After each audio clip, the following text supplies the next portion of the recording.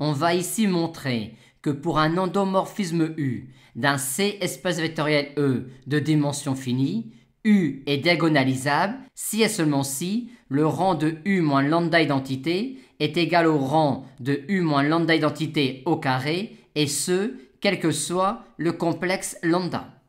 Pour montrer cette implication-là, il suffit de montrer, étant donné que quand U est diagonalisable, il en est de même pour U moins lambda identité, que quand U est diagonalisable, le rang de U égale rang de U carré. Et ceci est évident si on se place dans une base B de E obtenue en concaténant les bases des sous-espaces propres de U. La matrice de U dans une telle base est alors celle-là, et celle de U carré est celle-là.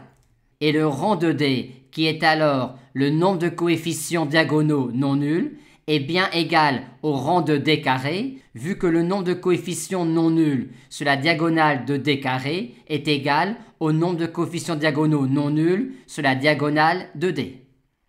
Montrons maintenant la réciproque.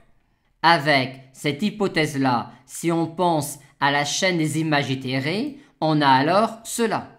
Et donc cela pour la chaîne des noyaux itérés. Or, d'après le théorème de Cayley-Hamilton, le polynôme caractéristique est annulateur de U. Par conséquent, on a cette décomposition-là de E en vertu du lemme de décomposition des noyaux.